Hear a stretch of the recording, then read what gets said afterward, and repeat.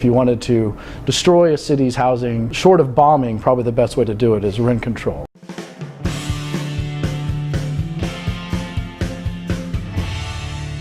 Rent control is as New York as Times Square. She pays less than a studio. How's that possible?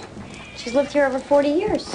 Rent control is a beautiful thing. Celebrities like Mia Farrow, Cyndi Lauper, Ed Koch, and Charlie Rangel have benefited from either rent control or rent stabilization, two sets of laws that keep half of New York City's rents artificially low. It's not a cliche to say it's a textbook example of bad economic policy. Results that were exactly opposite of the intended. It was not supplying houses to low-income people. It was lowering the supply of houses. It was lowering the quality of houses. Cato legal associate Trevor Burrus wrote a brief on Harmon v. Kimmel, a new case that could actually bring an end to rent control. Well, the Harmon case is challenging rent control in New York City. Mr. Harmon, he is both the lawyer and the plaintiff in this case. He owns a building on the Upper West Side, which has been occupied for a combined total of 90 years by tenants and subsequent tenants at a rate 59% below the market value. He petitioned the Supreme Court to hear the case. They saw enough merit in the arguments that they wanted to hear the other side of the argument. And so that's where the case stands right now.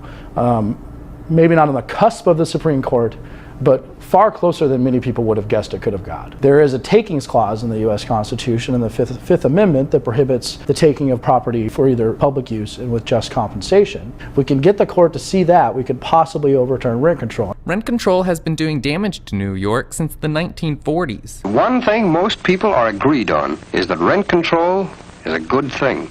No justification can exist for this law anymore. It doesn't meet their own standards of why they passed the law. Unfortunately, it has a powerful interest group, the more than 1 million New Yorkers with artificially cheap rents. It's a perfect example of what economists like to call concentrated benefits and dispersed costs, because the benefits accrue very specifically to a specific group of people who will vote and fight to keep those benefits.